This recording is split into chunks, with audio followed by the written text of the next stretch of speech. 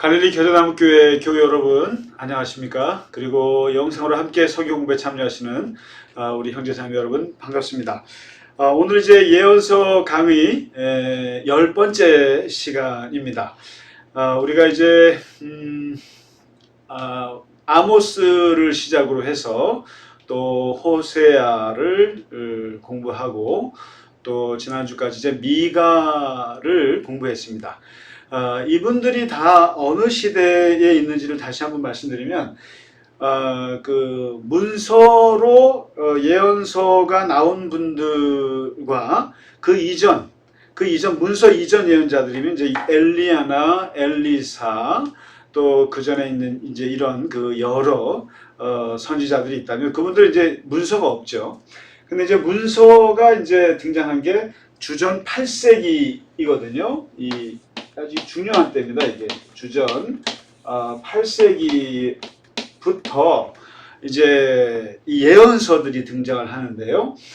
이때 아모스가 등장하고 호세아, 그 다음에 이제 오늘 공부할 그 요나라고 하는 사람, 요 세 사람은 이제 이 북쪽 이스라엘의 예언 활동을 했던 사람이고, 그리고 이제 요 시대에 그 남유다에서는 이사야라든가 또 미가라든가 또 이제 후에 예레미야가 등장하고 뭐 이제 이렇게 됩니다. 그래서 이 주전 8세기에 이제 중요한데요. 이때가 말씀드렸다시피 그 여로보암 2세라고 하는 아주 걸출한 왕이 등장해서 나라를 그냥 그 영토 확장을 많이 하고 또 국제 무역을 하고 또 경제 번영을 일으켰던 솔로몬 이후에 최고의 치세를 했던 사람이 이제 여로보암 2세거든요.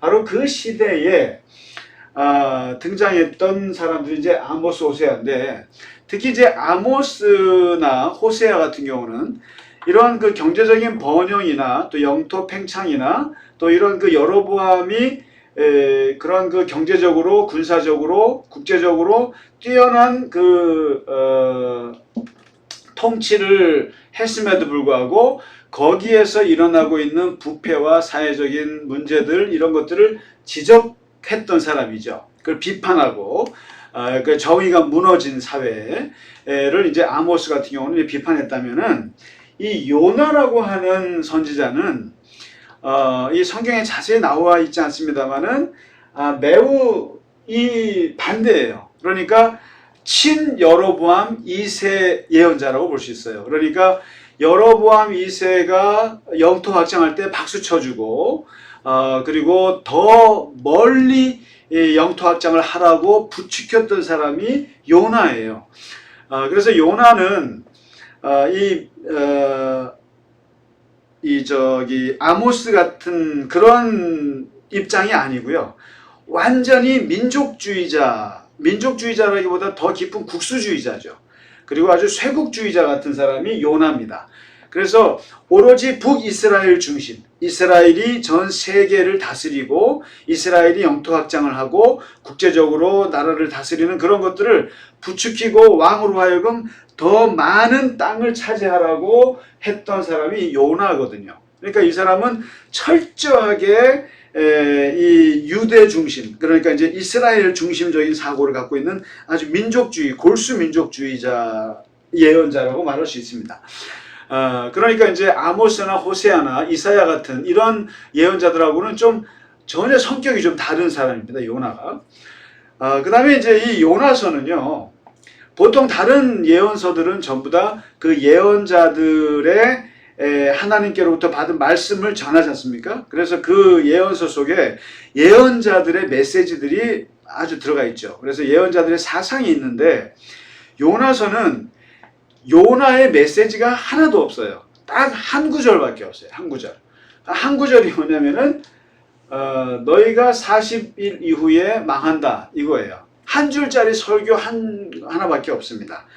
그리고 요나서는 자기 메시지가 없고 이 요나의 이야기가 곧 하나님의 메시지가 되는 독특한 구조를 가진 예언서라고 말할 수 있습니다. 그래서 요나서는 여러분 우리가 다른 예언서들은 다 좀 재미없죠. 이렇게 어렵잖아요. 근데 요나서는 아주 재미있고 어렸을 때도 주일학교에서 요나 이야기를 많이 듣게 되고 또 이 요나가 또 하나님 앞에 이렇게 이제 막 버팅기는 그러한 모습들이 우리의 모습 같고 그래서 이제 옛날 저희 신학교 다닐 때 저희 목사님이 하셨던 말씀이 있습니다. 바로 요나 할 때 저희한테 가슴을 이렇게 치면서 얘기합니다. 요나게 요 바로 내가 바로 요나다 하면서 이제 그렇게 그 설교를 들은 적이 있는데요. 그만큼 이제 이 요나서는 어떻게 보면 하나의 좀 코미디 같기도 하고 작은 이야기지만 그 이야기 속에서 이제 요나가 하나님께 불순종하다가 이제 얻어맞아가지고 하나님 말씀을 전했다. 뭐 이런 정도 불순종의 상징으로 나오는 게 이제 요나인데 그러나 사실은 이 요나서라고 하는 이 예언서는요,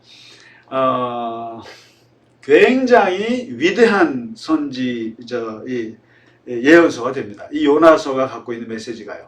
요나 자체는 메시지가 없지만 이 이야기 속에서 담겨져 있는 이것은 어마어마한 것이고 이 요나서에서 예수님께서 이 받은 영향이 한 두 가지가 있습니다. 직접 인용한 게 있어요. 제가 이제 이 예언서를 할 때 항상 예수님의 하신 말씀, 복음서나 또 신약성경에서 인용된 것들을 좀 말씀드리는데 이 요나서 같은 경우는 예수님이 인용한 게 뭐냐면 내가 십자가에 죽을 것이다. 그러니까 사람들이 그 십자가의 죽음의 표정이 뭐냐? 어떻게 증거를 대봐라 그럴 때 예수님이 요나의 표적밖에는 내가 될 수 없다. 그게 뭐냐면 물고기 뱃속에서 3일 동안 요나가 있었던 것처럼 인자도 3일 동안 땅속에 무덤 속에 있다가 부활할 것이다. 이것을 이제 요나의 이야기를 빌어서 하셨던 말씀이 있고요. 그 다음에 이 요나서가 가지고 있는 아주 기가 막힌 사상이 사실은 기독교의 문을 새롭게 연, 그러니까 예수님께서 원수를 사랑하라, 이방인에게도 사마리아 사람들에게도 또 이방인들에게도 자비와 또 사랑을 베풀라고 하는 이웃의 개념을 더 확장하게 된 그 예수님의 그 말씀, 그리고 사도행전에서 많은 그 사도들이 특히 바울을 통해서 이방 선교의 문을 열게 될 때 그때에 어떻게 보면 가장 거기에 대한 그 동기부여를 해줄 수 있었던 예언서가 바로 이 요나서입니다. 그러니까 요나라고 하는 선지자가 갖고 있는 사상이 아니라 요나라고 하는 사람을 통해서 하나님께서 말씀하셨던 이방 선교, 이방인에 대한 보편적인 사랑을 얘기한 위대한 그 사상이 여기에 있습니다. 요나서에. 그러면 이제 한번 요나서의 이야기는 여러분 워낙 잘 아시니까 뭐 간단하게 말하자면 이제 그렇습니다. 이 요나서는요 이야기가 이제 우리말로는 잘 모르는데 그 히브리어로 라라는 것입니다. 라 이게 이제 라로 시작해서 라로 끝나는 건데 라가 뭐냐면은 앞에는 악독입니다. 악독이고 뒤에는 이제 고통으로 이렇게 이제 번역이 될 수 있는데요. 그러니까 니누에라고 하는 그 아수르 제국의 수도의 악독으로 시작을 해서 고통 끝에는 이 요나의 고통.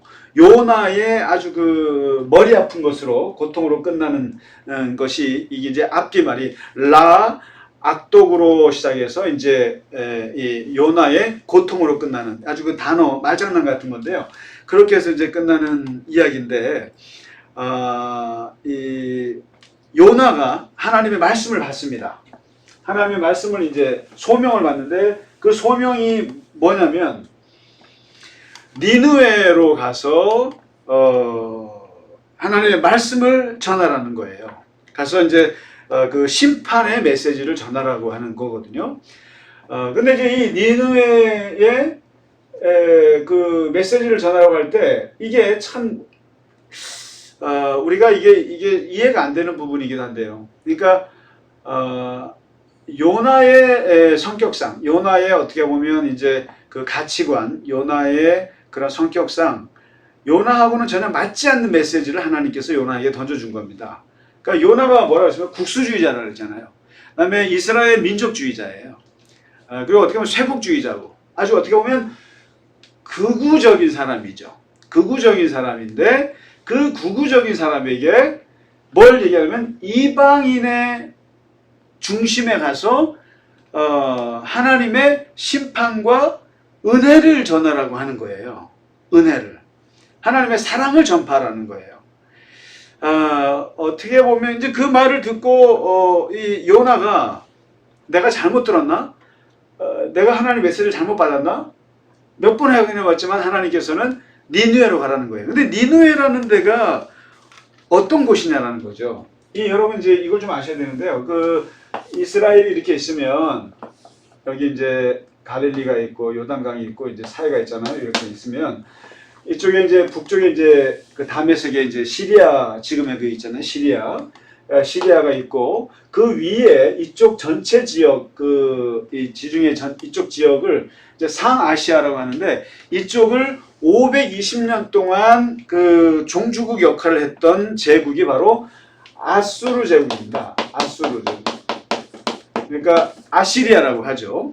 아시리아 제국이 500년 동안 상왕 역할을 했어요. 이쪽에서. 그래서 이 아수르 제국이 이쪽에 시리아나 여기 이스라엘이나 그다음에 여기 뭐 이제 팔레스틴, 그다음에 에돔 등등 뭐 작은 나라들의 상황 역할을 했던 거죠. 마치 이제 중국이 마치 이제 그 아시아 쪽에 이렇게 뭔가 자기들이 중심이었던 것처럼 했던 것처럼 이 아수르가 520년 동안 이제 종주국 노릇을 했는데 이 나라의 특징이 이 아수르 제국이 아주 잔인한 제국으로 유명한 역사를 갖고 있습니다. 그러니까 세계 최초의 이제 기마 제국이에요. 이게 말로써 이제 말을 타고 이제 침략을 해서 이제 그 다스리는데 얼마나 잔인했는지 이 아수르 제국의 그 아수르바니팔이라고 2세가 있습니다. 이 사람이 이제 자기의 그 비문에다가 이런 자랑을 한 적이 있어요. 나는 그 쳐들어가면 그 성문에다가 큰 기둥을 세워놓고 반란을 일으킨 사람들의 모든 두목들의 가죽을 벗겨서 그 기둥을 다 덮었다는 거예요. 그리고 어떤 사람들은 거기에다가 못을 박아 죽이기도 했고, 그리고 이제 관리들, 반역한 궁정 관리들은 팔다리를 다 잘라서 이 사람들을 불러 태워 죽이고, 그리고 산채로 끌고 가고 이랬다라는 거예요. 이걸 이제 비문에다가 자랑하듯이 했습니다. 근데 이 아수르 제국의 바로 이 잔인한 제국의 수도가 뭐냐면 니느웨거든요. 니느웨. 이 니느웨라고 하는 이 도시는 어떤 도시냐면은 죽음의 거처라는 뜻이 있습니다. 거기에 사람 얼마나, 그다음에 피 흘림의 도시, 약탈물이 떠나지 않는 도시, 채찍 소리와 요란한 바퀴 소리, 돌진하는 말과 뛰어오르는 병거, 올라탄 마병, 칼의 불꽃, 수많은 살해된 자들, 큰 더미의 송장, 끝없는 시체들 사이에 걸려 넘어지는 자들. 이게 니느웨를 상징하는 말들이에요. 그래서 산채로 살가죽을 벗겨서 갈비를 뜯어내는, 이게 참 말로도 표현하기 어려운데, 그래서 조금이라도 반란의 움직임이 포착이 되면은 가차없이 비인간적으로 진압하는 나라가 이 아수르 제국이에요. 그래서 포로들의 해골로 이게 피라밋을 쌓을 정도로 그런 그 잔인하게 피정복민들을 다스렸던 나라가 이 아수르 제국이고, 아수르 제국의 수도가 바로 니느웨라는 거예요. 바로 이 피 흘림의 도시가 이 니느웨인데, 이 니느웨 하면 이 작은 시리아나 에돔이나 또 여러 이스라엘 같이 작은 나라들을, 주변에 있는 작은 나라들은 니느웨 하면은 정말 어떻게 보면 뭐 벌벌 떠는 도시인 거죠. 그리고 아주 그냥 정말 분노하는 곳인 거죠. 이 니느웨가. 그런데 특히나 이 민족주의자였던 요나에게 바로 이 니느웨에 가서 하나님의 말씀을 전하라. 너희가 회개해야 한다. 너희 악독이 라아가 악독이 하늘을 찌르고 있기 때문에 이거를 전하라. 그랬더니 이제 이 요나라고 하는 사람이 아주 고집센 사람입니다. 아주 고집센 사람인데 절대로 못 간다는 거예요. 나 같은 민족주의자가, 나 같은 이런 국수주의자가 그 남의 나라, 우리를 정말 정복하고, 쉽게 말하면 이렇게 이해하면 됩니다. 그러니까 일제 36년에, 그러니까 우리를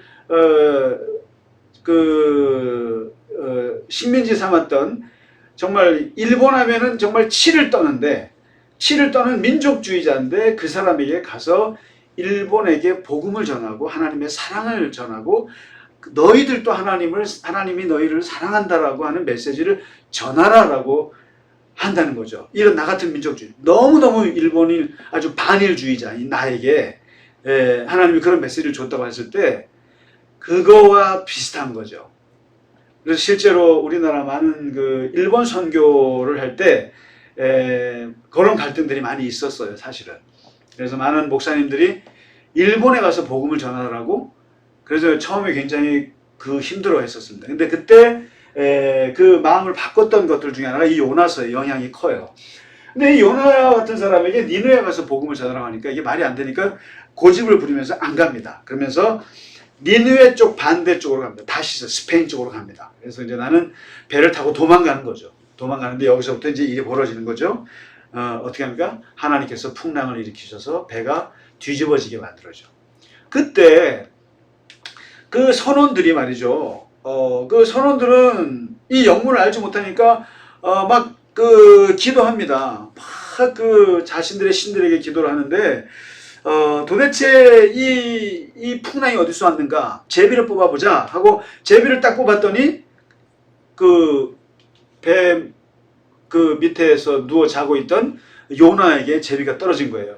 그래서 넌 누구냐 그랬더니 나는 히브리 사람이고 나는 하나님 여호와를 경유하는 사람이다. 그러면서 이제 이 모든 게 다 나 때문이다 라고 고백합니다. 다 나 때문이다 라고 고백을 하고 그리고 나를 집어 던지라. 나를 집어 던지면 아마 잔잔해질 거다. 이게 다 안 거죠. 근데 이때 보면 풍랑이 일었을 때 정작 하나님의 사람은 기도하지 않고 오히려 하나님을 모르는 이방 사람들은 열심히 기도합니다. 열심히 기도해요. 요나는 절대 기도하지 않습니다. 기도하지 않고 그 다음에 이 모든 일이 자기 때문에 벌어졌다고 얘기를 하니까 나를 집어던지러 하니까 오히려 이방인인 이 선장과 선원들은 너무 미안해하는 거예요. 이 사람을 죽여야 하니까, 집어던져야 하니까. 그러면서도 하나님께 구합니다. 이 사람 생명 때문에 우리를 멸하지 마시옵소서. 너무 미안한 마음으로 이 사람을 물속으로 던지게 됩니다. 요나를. 이게 지금 이제 대비가 되는 거예요. 하나님의 사람은 기도하지 않고 하나님의 사람이 아닌 사람들은 기도하고.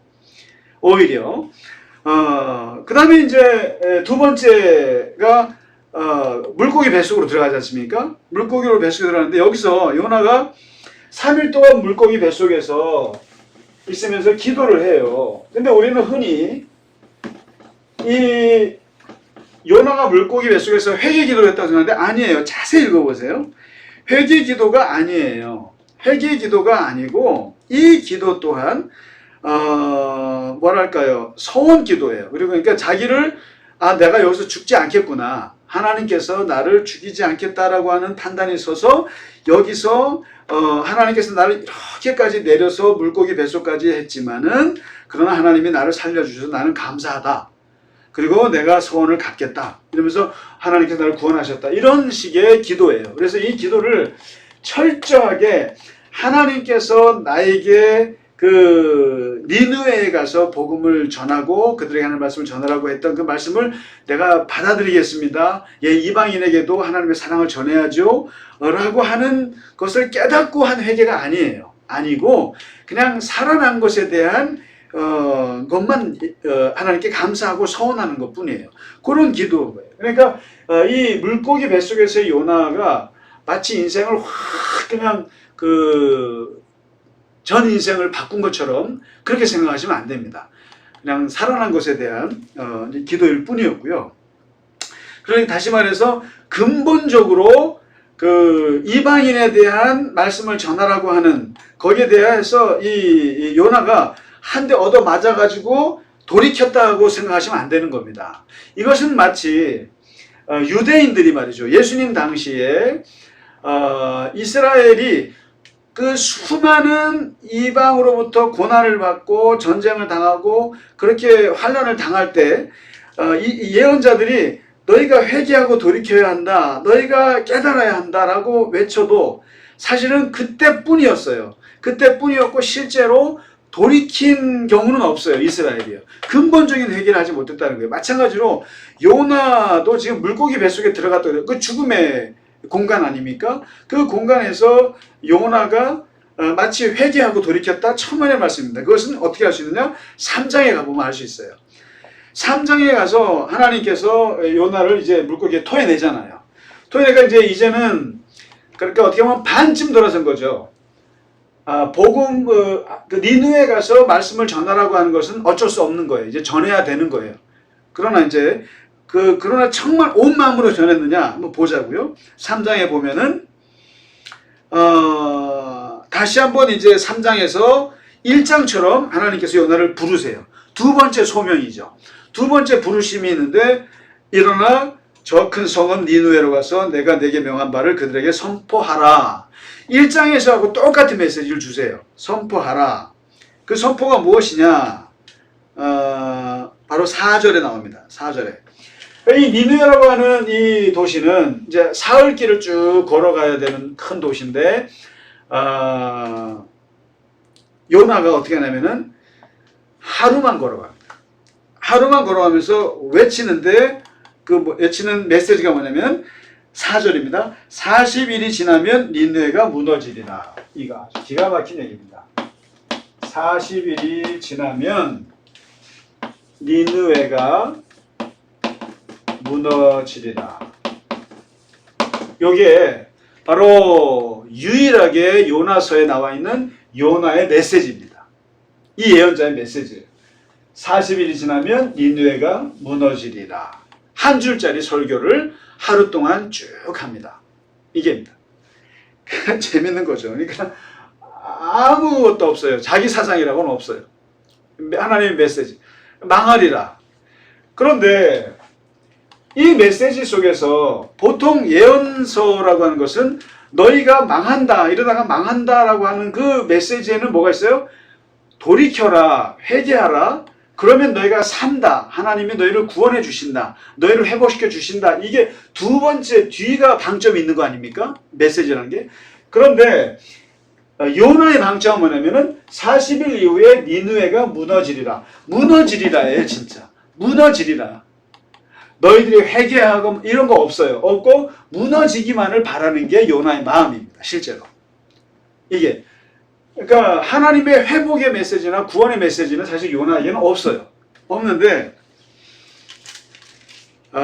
여기서 이제 요나서가 가지고 있는 독특한 것이 있습니다. 뭐냐면 어떻게 보면 다른 예언자들보다 그 메시지의 효력에 있어서는 한 17명의 예언자들 중에 가장 효과를 잘 본 사람이 또 요나입니다. 어떻게 보면.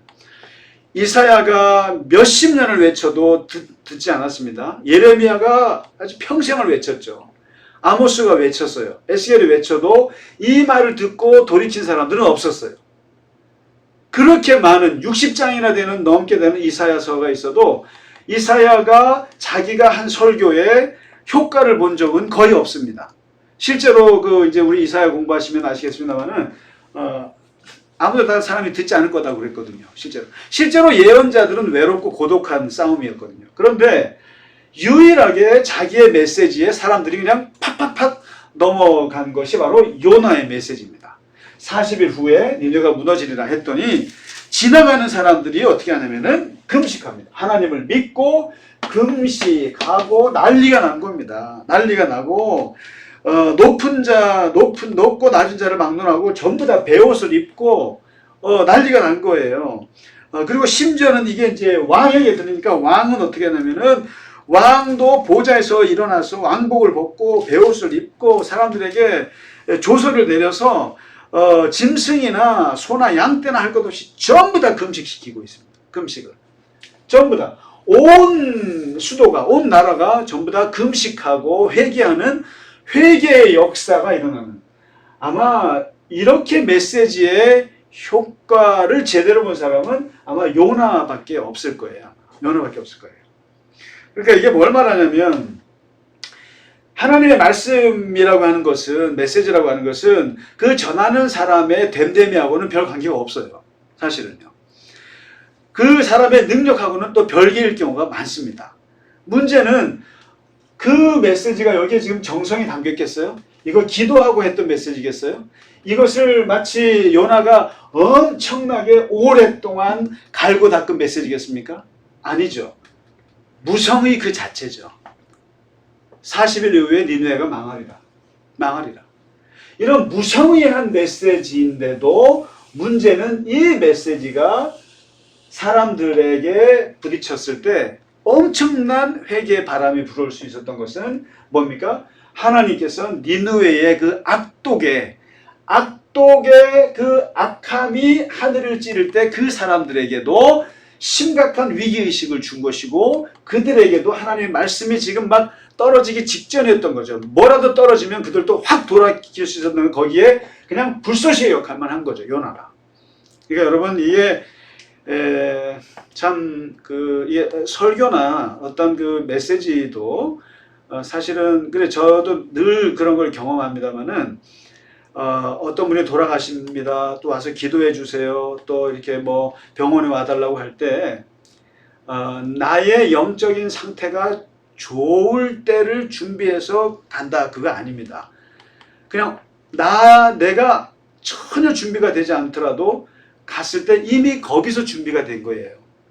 그러니까 나같이 무심한 사람이 가서, 무능력한 사람이 가서 메시지를 전해도 준비된 사람은 그냥 거기에 불이 붙는 겁니다. 그래서 저는 우리 교우분들께서 이렇게 뭐 대표 기도 하세요, 뭐 식사 기도 하세요 할 때요, 준비가 안 됐어요. 이건 말이 안 되는 얘기입니다. 말이 안 되는 얘기. 그리고 이것도 준비가 안 되어도 이미 준비된 경우가 있어요. 그러니까 나같이 부족한 사람이 그냥 기도했는데 그냥 사람이 병이 낫는 거예요. 그러니까 이것은 마치 이 사람이 기도 많이 하고 금식 많이 하고 준비가 돼서 기도했더니 아니에요. 이건 아주 율법적인 겁니다. 요나 이거 무성의 그 자체의 메시지예요. 엄청나게 무성의한 메시지, 드라이한 메시지입니다. 그러나 이 준비된 니느웨에 하나님이 준비된 사람들에게는 이미 그 메시지도 엄청난 바람을 일으키고 회개만 일으킨 거죠. 그래서 여러분 이 은혜의 신앙이라고 하는 것은 사실은 나에게 능력이 있어서 이루어진다. 인과가 아니라고 봐요. 저는 많이 느낍니다. 그래서 그냥 매주 부족하지만 말씀을 전해야 합니다. 전하지만 나의 영적인 상태와 나의 능력과는 무관하게 이미 하나님의 말씀을 받을 준비가 되신 분들은 그 메시지가 어떤 메시지여도 이미 거기에는 변화 역사들이 일어날 수 있는 거죠. 그건 나에게 달려있는 게 아니라는 거죠. 이 요나가 뭘 잘한 게 있습니까? 아무것도 없죠. 그런데 이제 문제는 이 요나가 이걸 이렇게 전했는데요, 생각지 않은 일이 벌어지는 거예요. 막 사람들이 회개하고 정말 뭐 지나가면서 너네 이제 죽어, 너네 이제 끝나 이거 했는데 사람들이 막 진짜 심각해지니까 이 사람들이 다 회개하고 돌이키니까 회개하는 자들에게 하나님께서 할 수 있는 게 뭐겠어요? 그 누구도 회개하는 자에게는 하나님께서 심판하지 않습니다. 절대로 심판하지 않습니다. 회개하는 자에게는 무조건 구원이에요. 구원이에요. 회개하는 곳에 거기에는 심판이 없어요. 아무리 악한 자들이라 할지라도 뭐 죄를 짓고 회개하는데 하나님께서 거기에 심판의 뜻을 돌이키시죠. 그러니까 10절에 보시면 3장 10절에 하나님이 뜻을 돌이키사 그들에게 내리라고 말씀하신 재앙을 내리지 아니하니라. 재앙을 안 내리는 거예요. 40일이 지났는데 재앙을 안 내리는 거예요. 자, 이게 이제 3장이거든요. 그러면 이제 다시 요나와 하나님 사이로 돌아옵니다. 이제 마지막 4장에서 이 하나님과 요나가 이 평행선을 달리는 이야기로 끝나는데요. 이 평행선의 이야기를 통해서 우리에게 큰 깨달음을 주는 게 있어요. 왜냐하면 요나가 너무너무 싫어하고 너무너무 화를 내면서 이제서야 기도하는 거예요. 하나님께 기도하기를, 내가 고국에 있을 때 이러겠다고 말씀하지 아니하였나이까. 뭡니까? 망한다고 하지 않았습니까? 망한다고 선포하라고 하지 않았습니까? 자기는 진짜 망하기를 바라서 망하라고 외쳤다는 거예요. 그런데 그 망한다고 외쳤더니 사람들이 회개하고 돌이키니까 하나님께서 망하게 하지 않고 재앙을 내리지 않는 걸 보고 요나가 깨달은 게 하나 있어요. 그게 이제 유일하게 요나의 또 메시지 중에 하나인데 4장 2절입니다.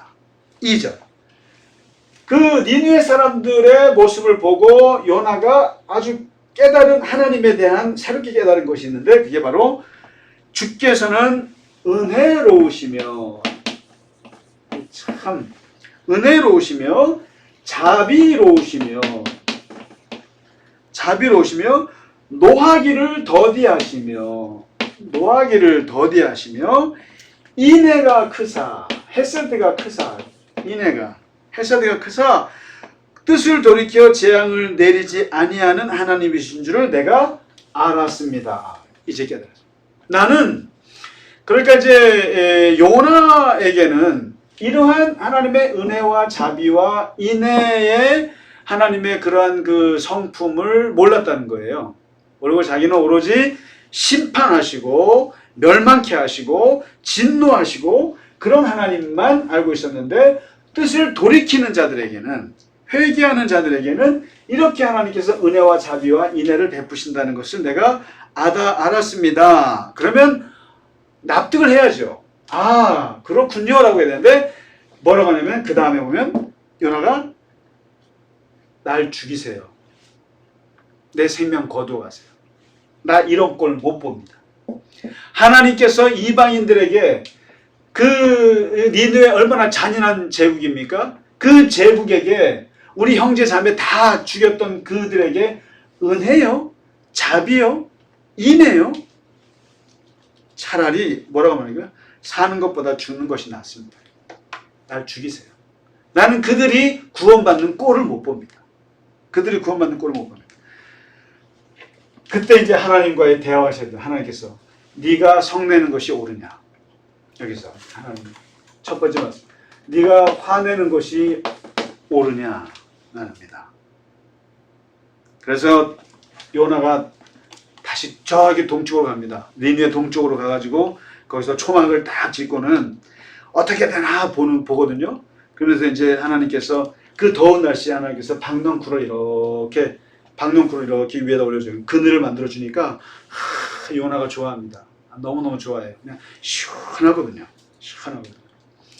그래 더운 날씨에 그냥 이게 다 박넝쿨을 해놓으니까 얼마나 좋겠어요. 시원한데, 그러다가 다음날 해가 뜨니까 하나님께서 벌레를 보내갖고 박넝쿨을 다 긁어버려요. 그래서 갑자기 그냥 거기가 그냥 그 박넝쿨이 없어지니까 햇볕이 그냥 머리를 쬐는 거예요. 그러니까 그냥 너무 뜨거우니까 요나가, 여러분 그 지중해 날씨가 어떤지 아시잖아요. 그러니까 그냥 너무 뜨거우니까 막 혼미하면서 또 얘기합니다. 막 정신이 막 가는 거예요. 막 정신이 막 가면서 또 말하기를, 차라리 나를 죽여주십시오. 나는 사는 것보다 죽는 게 낫습니다. 나는 죽어도 나는 니느웨가 구원받는 거 못 보겠습니다. 아, 대단한 사람이에요, 요나가. 그러니까 하나님께서 두 번째 말합니다. 두 번째 말씀하시는, 네가 박넝쿨 때문에, 박넝쿨 있다가 살짝 없어진 거 가지고 화내는 것이 옳으냐?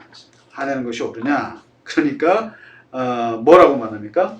죽어도 나는 옳습니다. 나는 죽더라도 나는 내 생각이 맞습니다. 하나님 앞에 이렇게 고집센 선지자가 있을까? 요나, 나는 죽어도 내가 화내는 거 정당합니다. 나는 하나님께서 그렇게 니느웨를 구원하시는 것에 대해서 난 도저히 받아들일 수 없습니다 하고 합니다. 그때 이제 10절과 11절 마지막 절이거든요. 마지막 절에서 이제 드디어 요나서의 핵심 사상이 나옵니다. 4장 11절이에요. 뭐냐면 10절에 뭐라고 말씀하시냐면은 네가 수고도 아니하였고 재배도 아니하였고 하룻밤에 났다가 하룻밤에 말라버린 이 박넝쿨 하나도 그냥 없어졌다고 너무너무 아끼지 않느냐. 그거 아까워하지 않느냐. 박넝쿨 하나 죽은 거 가지고도 아꼈는데 하물며 이 큰 성읍 니느웨에는 좌우를 분별하지 못하는 자가 12만 명이다. 12만 명. 이게 뭐겠어요? 뭐 어린아이들일 수도 있고 그야말로 아무런 죄가 없이 아무런 그 분별하지 못하는 아이들이나 그런 사람들이 무지한 사람들이 12만 명이나 있다 이거예요. 그 다음에 여기에 가축도 있지 않느냐. 가축이 무슨 죄냐. 가축이 있는데 이렇게 좌우를 분별하지 못하는 사람이 12만 명이나 있고 가축도 있는데 이러한 이 생명들을 내가 어찌 아끼지 아니하겠느냐. 이게 오늘 핵심 메시지입니다. 그러니까 요나서의 핵심이 어디입니까? 라고 물으면요. 4장 11절입니다. 4장 11절. 내가 어찌 아끼지 않겠느냐. 이게 요나서의 핵심입니다. 뭐냐면 아무리 아수르 제국의 그 잔인한 제국의 사람들과 우리의 형제 자매를 빼앗아가 그 아주 나쁜 민족이라 할지라도 그 안에 살고 있는 좌우를 분별하지 못하는 12만 명의 아이들 그리고 가축들 그 가축들까지 전부 다 박넝쿨 벌레가 갉아먹듯이 전부 다 심판당해서 죽는 거를 내가 보아야겠느냐. 내가 그들의 생명을 내가 어찌 아끼지 않겠느냐. 이 생명은 요나 같은 경우는 내가 어찌 아끼지 않겠느냐. 이 대상이 오직 이스라엘이어야만 돼요. 이스라엘이어야만 되는데 하나님은 그 시야가 이스라엘이나 이방인까지 심지어 너희를 다스리고 너희를 침략했던 그 나쁜 원수 국가 아수르 제국조차도 내 사랑에 내 인자와 자비와 인애의 그 대상 안에 들어가지 않겠느냐. 거기에 사는 아이들이나 이스라엘에 사는 아이들이나 무엇이 다르냐. 여기에 있는 가축이나 이스라엘에 있는 가축이나 무엇이 다르겠느냐. 바로 여기가 하나님의 사랑의 보편주의가 여기서 등장합니다. 이 요나서의 가장 위대한 메시지는 바로 하나님의 사랑의 보편주의예요. 그리고 이것은 마치 반대로 누구와의 부딪히냐면은 요나의 선민주의와 부딪히는 겁니다. 선민의식과 오직 이스라엘만 구원하셔야 돼요. 오직 이스라엘만 사랑하셔야 되고 오직 이스라엘만 하나님이 은혜를 베푸셔야 된다고 하는 이 요나의 주장과 아니다. 나의 사랑은 보편적이다. 나의 사랑은 이방인들에게까지 그들도 사랑한다고 하는 그리고 그들도 회개하고 돌이키면 심판하지 않는다고 하는 하나님의 구원의 보편주의와의 충돌이 요나서입니다. 그러면 결과가 나왔느냐? 결과가 나오지 않았어요. 요나서는 이걸로 끝나요. 그래서 마치 요나가 그 다음에 변했는지 안 했는지는 모릅니다. 그러나 분명한 것은 이 요나서의 마지막 그 대답 없는 결과, 결론 없는 이 메시지죠. 그러니까 하나님과 요나가 그냥 평행선을 가버린 메시지인데 이 요나서를 읽으면 많은 사람들이 그걸 느끼는 거죠. 아, 하나님의 사랑은 이방까지 넘어가는 보편적인 사랑이라고 하는 것을 주고 이것이 예수님의 그 이방인에 대한 원수에 대한 사랑 그리고 사도 바울의 이방 선교의 그러한 엄청난 그 물꼬를 트는 메시지가 요나서에 있다라고 말할 수 있습니다. 그래서 요나서는 간단한 이야기 같지만 어떻게 보면 유대인들이 가지고 있는 그 지독한 선민주의 그 자기들만 하나님이 사랑하셔야 된다고 하는 그 선민의식, 엘리트주의 그 의식을 깨는 주전 8세기의 메시지가 예언서가 되겠고요. 이 예언서는 마치 그러한 사상을 전혀 갖고 있지 않는 요나 같은 국수주의자, 이런 민족주의자를 들어쓰셔서 하나님의 보편주의의 메시지를 전했다고 하는 면에서 아주 재미있고 독특한 예언서라고 말씀드릴 수가 있겠습니다. 네, 오늘 좀 긴 시간 요나서 하루 만에 끝내도록 하겠습니다. 고생 많으셨고요. 다음 주에는 이제 이사야서를 이제 좀 긴 시간 동안 공부하도록 하겠습니다. 오늘 함께 해주셔서 감사합니다. 고맙습니다.